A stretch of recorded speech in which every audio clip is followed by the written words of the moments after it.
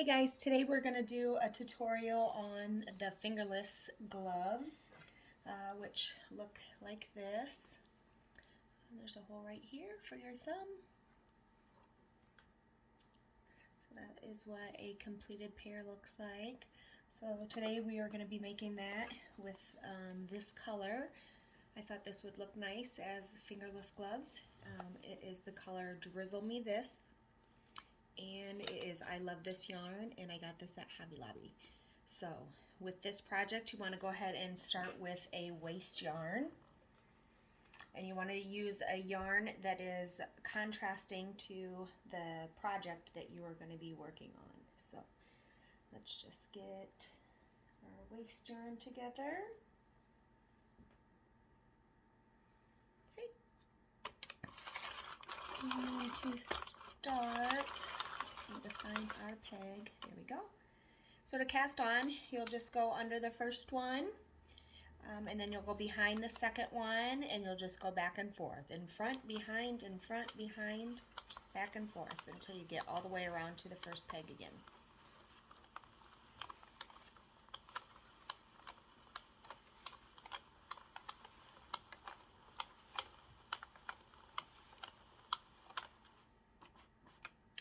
So then you can go ahead and put it back in, or put it in the yarn feeder. And I usually just take my time going around because sometimes the first couple rows you can drop stitches. So I just kind of pay attention and go slow. Alright, so I'm going to go ahead and do my, you want to do about 5 to 6 rows of the waste yarn. You shouldn't need too much more than that. So I'm going to go ahead and finish the waste yarn, and I'll be back. Alright, so we have reached the end of our waste yarn. I have quite a long tail because this waste yarn is from my bigger Sentro. This is the 40 pin Sentro. Alright, so then you just start with your yarn. Hook it onto the black peg there, and then you'll put it in the yarn feeder. I usually use like the medium tension on these.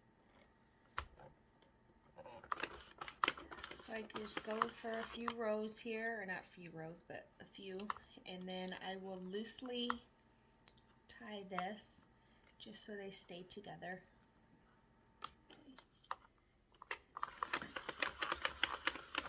And then the first row or two starting, you always want to just kind of pay close attention. Because that's the most common time that you will drop stitches. I forgot to reset my counter, so I'm going to do that now. And I did get a counter, because this Sentro does not come with a counter.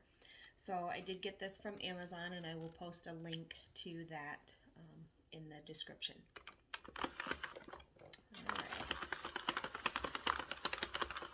So typically I don't have like clamps or anything that I use for my Sentro. I usually just hold on to the leg here. Can you see that? I just hold on to it because the sections, they really don't work very well on this table that I use. So you just want to keep going around, and you want to. Sometimes it'll kind of get caught on here. It doesn't slide down so easily. And that's when you kind of want to check your tension. If you need to loosen your tension, then that's typically the case. Ooh. Piece of here and there. There we go. Alright. So we're just going to go around, and you want to do 40 rows of this main color that you're using. If you want to change colors, you can make your project however you want to change it. I'm just going to use this one solid color. Well, not solid color, the spotted color. I'm going to use this, so I'm going to go ahead and do 40 rows, and I will come back and show you what to do after that. Alright, so we're at the 40th row here. So you want to leave a tail on this. Some people measure it by going around. just however long you think you're going to need, because you're going to have to stitch up the side of the warmer. So whatever you think you're going to need, but I usually use quite a bit. Not quite a bit, but I know it's kind of hard to determine. So just leave a long tail. Leave a long tail. That's that. So we will leave that in there like so, and you will use another waste yarn. It can be the same color as your first one, or just something completely different. This is just what I have. So I am going to put this in here, and we are going to do however many rows you feel like you need for the waste yarn.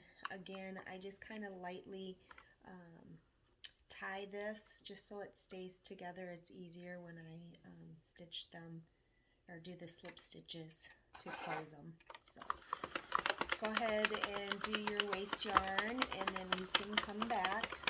Again, just however many rows of the waste yarn you feel like you need. I usually do anywhere from 5 to 7 rows of the waste yarn. So I will finish my waste yarn off, and then I will be back. Alright, we're to the end of the waste yarn, so what you're going to do is you're just going to go ahead and crank it a couple times, or a couple ways around until it just falls off. Okay, so then you have your tube.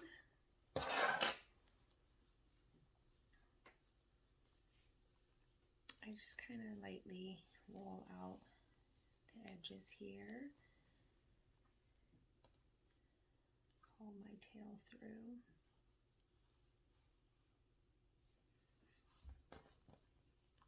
I just want to make sure that I don't loosen up any of the waste yarn. So I kind of lightly try to grab the ends and uncoil it. And then you just stretch it.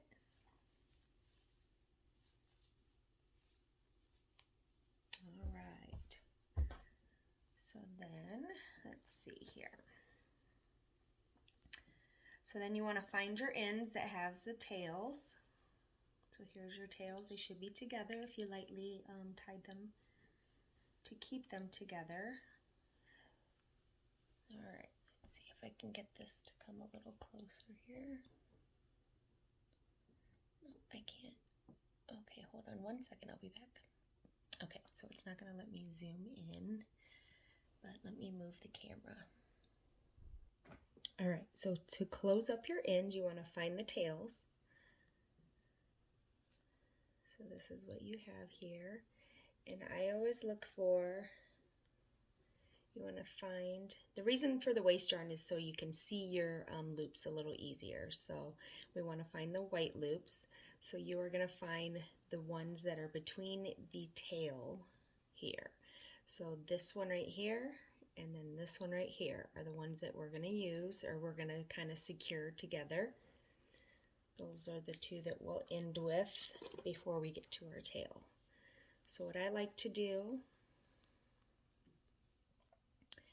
is I'll put this through here and then go to this side and go through that one.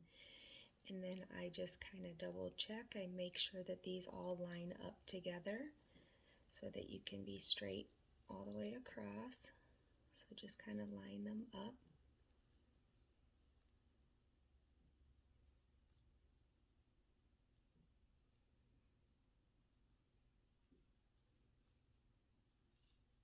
Okay, and then you should have two little tails on the end here, or two little stitches on the end here. So I'm going to grab my crochet hook. Most of the Sentros come with a crochet hook. It's going to be a plastic one. I do have an aluminum one because I am a crocheter, so I already had one on hand.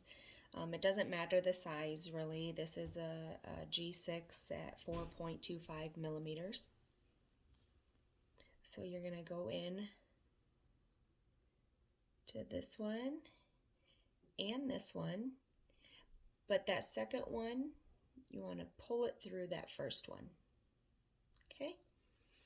Then you'll go to go to this one over here. So you want to go kind of back and forth, back and forth. So we just took this one up front here, or up here, then we're going to take this one back here and just slip stitch. Okay, then we'll go to this one and slip stitch. This one, slip stitch.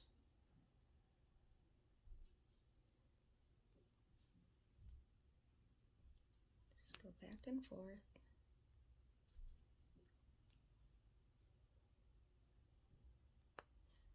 Okay, so you can kind of see how it's looking. Kind of like a single crochet.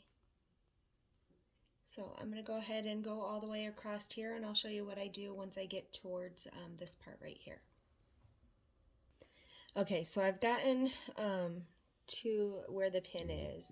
So sometimes when you have the waist yarn, the stitches that you need can get buried, and so it's hard to see that once you get further down towards the end. So I always keep the last two loops that I need secured so that they don't get lost. So this is my last stitch right here. I'm going to go ahead and pull this through. And then these, you just do it like normal. You just go under and you pull it through. Take this out, and I still kind of keep that in place just so that I don't lose this as well. So we'll go in there, take that out. Okay, and so you did the last one, and then the only thing that you have left is your tail. So since it is lightly tied there, it comes undone very easily. And then you'll just grab that and you'll pull that through. Okay, and I don't pull it too tight because you're gonna use that that stitch when you are doing the side of your warmer or your fingerless gloves. So this side is all finished. You'll see that there. So I'm going to go ahead and complete this side, and then I will come back and show you how to get the get it all closed up together. Okay, so I just wanted to show you how to take off the waist yarn. So the side that you end with is usually the easiest to take off. If I can find my end here, there it is. So you just unravel it. It can get twisted in that tail that you have, but it just comes unraveled very easily. And I usually keep my waist yarn and use it for different projects. So I don't cut it. Some people will cut it, but I do not. I use it until it thins out and frays, and I use it as long as I can. And you just, usually before you take off the waist yarn, you just want to double check and make sure you don't have any drop stitches. So you just kind of look. You should be able to see them if you do have any drop stitches. Everything looks good. So then this is the side that you cast on with, and this side is going to be a little bit more challenging to take off the waist yarn. Again, you can cut it if you would like, but I hold on to my waist yarn, so I do not cut it. So you just kind of roll the end up, and the one that is the last one is the one that you'll want to pull. So your tail is over here, and you'll just pull, and it pulls it out. Okay? Roll it up, and you pull. Just move all the way around doing that, and you pull. Again, pull. I wouldn't suggest doing a whole lot at a time because it can kind of knot on you if you're trying to do too much and it's going through different strands. So.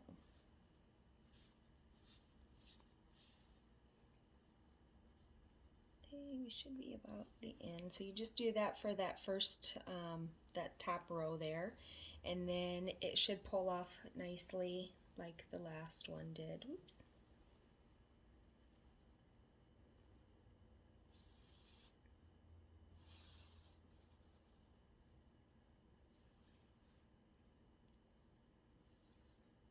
There we go. And again, we hold on to that. So then this is what you have. No drop stitches. So then this is what your hand warmer, your fingerless gloves, sorry, should look like. And then we're going to stitch up the sides. So let me gather the stuff and I'll be right back. Okay, so this part is going to be kind of tricky just because it's hard to like follow the stitches unless you have like a gajillion stitch markers. So I'm going to have a gajillion stitch markers. So here you have your fingerless gloves, or the panel, the tube for it. We have closed the tube up. So now you're going to take this and you will fold it in half. Then you want to find where your tails are, where you ended it at. And you want to kind of follow the stitch all the way up. That's the row that we're going to use. So it can easily be twisted because these are kind of ribbed. So as you're going along, it looks like you're going here, but then you could mistakenly go along like a different row.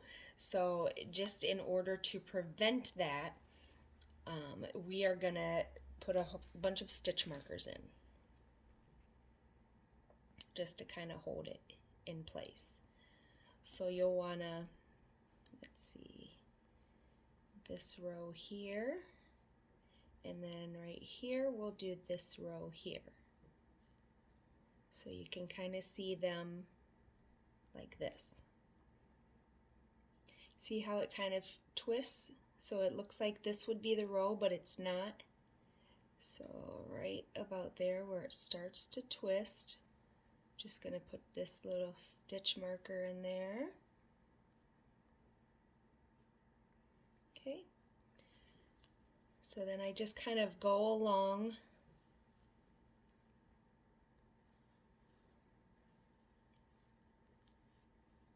just make sure I have the right rows, and I just go along and I just add more stitch markers. These stitch markers, I believe I got these at Hobby Lobby.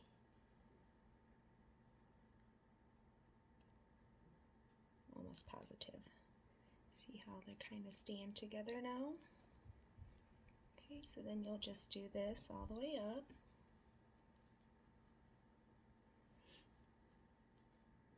A little bit at a time. And then this is also where you can figure out where you're going to want your thumb holes at.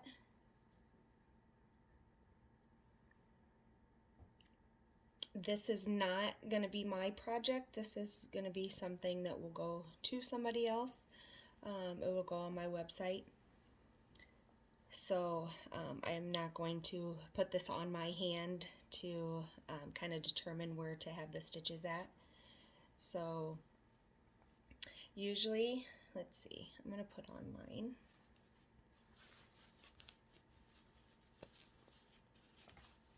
Okay, so this is kind of how it fits. Of course it stretches, you know, as you wear them and have them on. So it's not going to look as, you know, neat, of course, as when you're first completing it. So you'll probably want to leave at least about an inch at the top here. And the hole is usually around 2 inches, I would say. So wherever you think, and each one is not going to be perfect. Like this one I think is about, it's a little bit longer on this side than it is on this one. But as long as you have like an opening there that you can get your thumb through, then you know whatever works for you. So I'm going to just keep on marking these.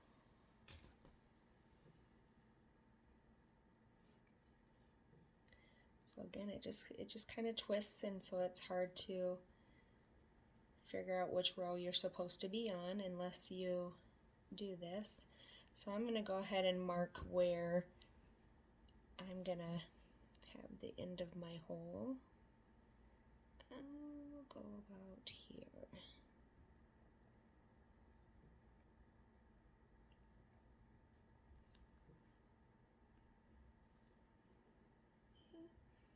Then I'm going to put another one down here. I know it's going to be kind of close to this one, but that's okay. The more, the merrier, to make sure you have your project straight and accurate.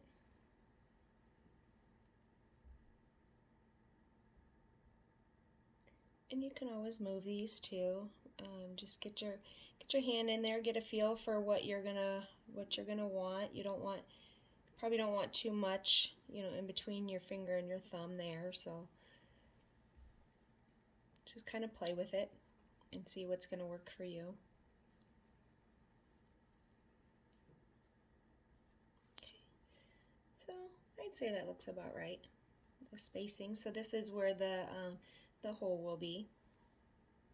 Okay. All right. So you'll want to grab a threading needle.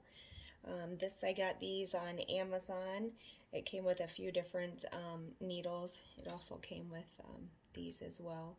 These ones are nice to use sometimes there. I like these aluminum ones because they slide through really easily. So you want to go ahead and just thread your needle here with your tail.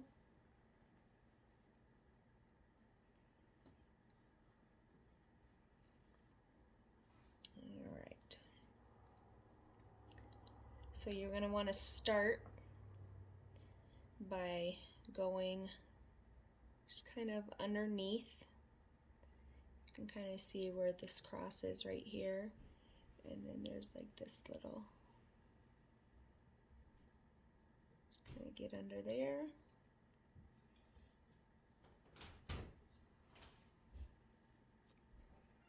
Alright, so just go under there and pull through.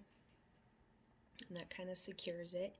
But then what we're going to be doing is you're going to be working between these little V's. You see how you got the little V here?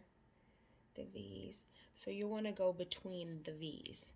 There's going to be a little stitch in there, and I'll go underneath one and show you.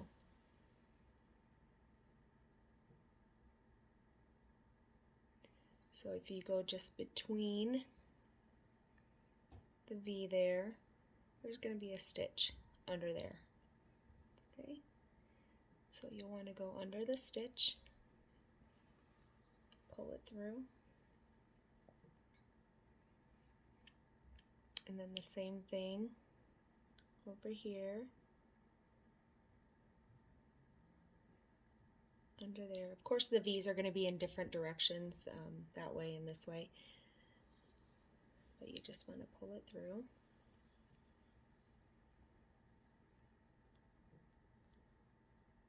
Okay, so then you'll just keep going up, and you'll want to keep going under those. I think this is called the mattress stitch. I'm having a brain fart. I can't remember now. I'm pretty sure it's called the mattress stitch. So you'll just want to keep going up. Just find that loop that's between the V.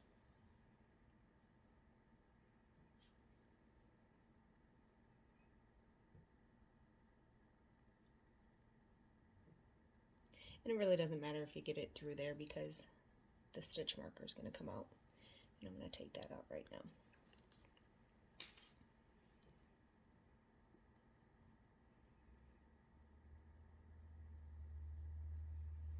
Okay, so you're going to keep going up.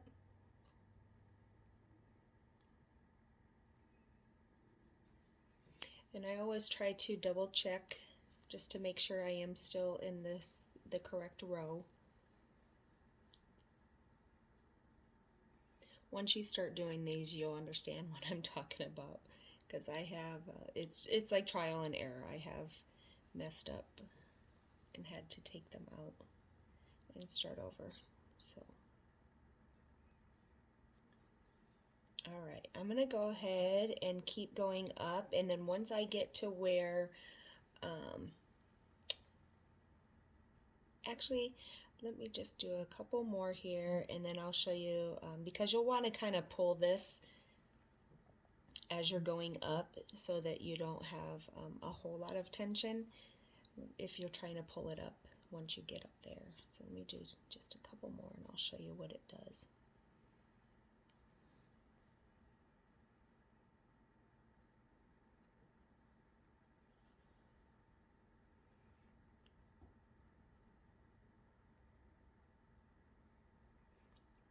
All right, so let's go ahead. This should be good right here. So I always kind of try to hold this here in place, and you'll just take your tail. You see how those are going back and forth? This is what you just did. So you'll just take this stitch and you'll pull it. Just pull it. And then there you have created a row. Okay. So you just, it's best to just do like a little at a time, maybe just like an inch or two at a time, because then if you wait until you get way up here, your tension's going to be kind of all messed up. You might have some spots that are tighter than others, so just doing a little at a time is probably going to be your best bet. So I'm going to go ahead and do a little bit more until we get up to here, and then I'll show you what you do after that. Okay? All right, so we've made it to the stitch. So I'm going to go ahead and go. So what you'll do is you'll go through the opposite side that you need, or once you've finished over there, you'll go through to the next side. I'm going to take this stitch marker out. So I just kind of put my needle underneath there, and you'll want to go all the way until you get to where your other stitch marker is. So we'll go about there. So see, I'm still underneath that stitch in the middle. I don't know if you can see it or not. There's the stitch in the middle there. Okay, so we're going to go ahead and pull this up.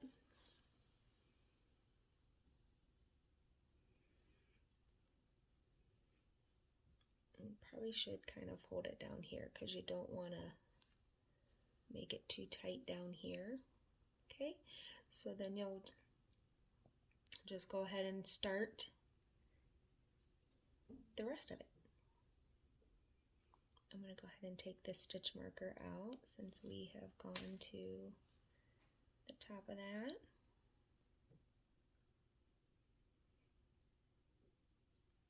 Okay. So under there, under here.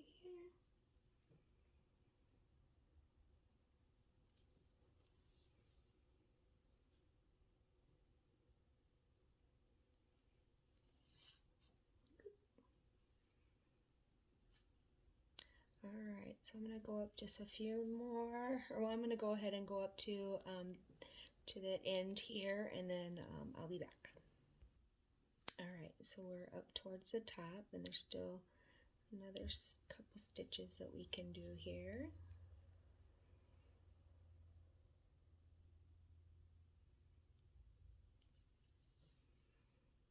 Okay, and then before I kind of finish it off, you'll want to hold it here, like the beginning of this top part, the top of the hole here.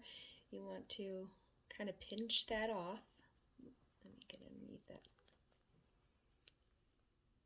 Kind of pinch that off because you're going to have the string from down here all the way up here. So when you pull this, you're going to pull this. So when you pull your string, you don't want this down here to be bothered by this up here. So we're going to go ahead and just kind of pull that. Okay. And then you have your opening there.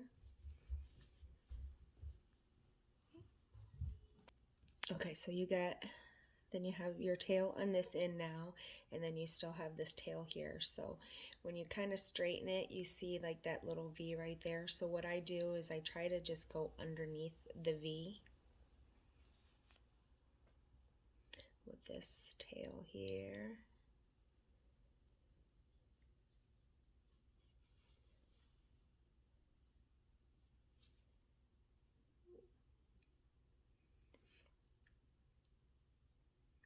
And then I'll we'll just kind of go back through.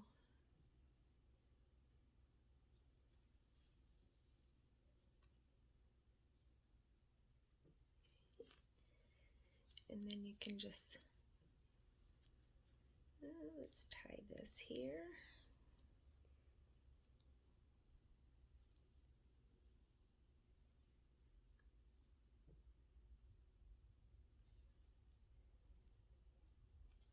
Okay.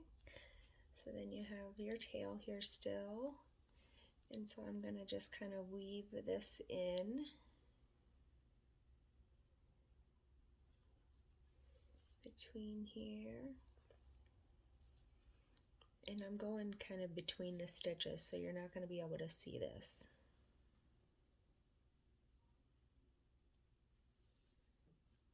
Okay, so just pull this through.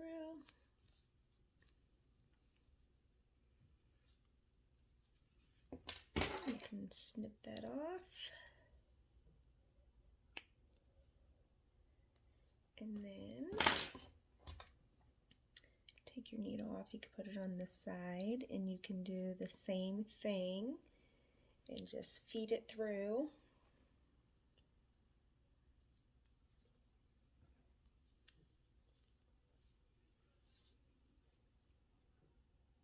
You just want to go in between here.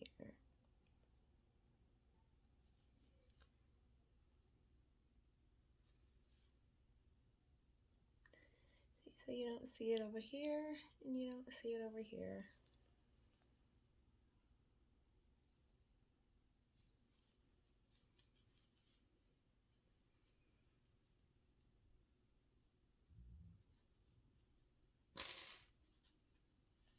Just kind of give it a snug, make sure it's not too tight there. Alright, and then you have your fingerless gloves. And sometimes it's hard to get on this thing. Let's go up from the bottom.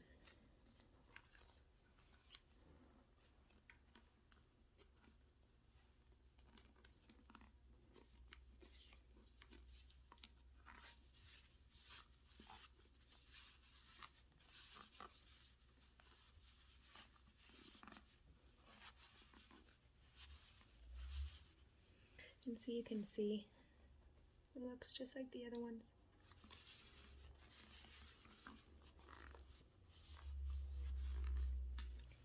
Come on.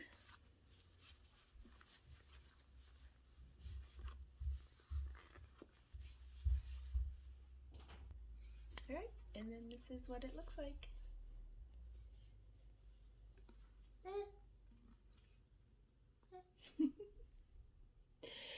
Make sure you like and subscribe, and I will be back with another tutorial for leg warmers.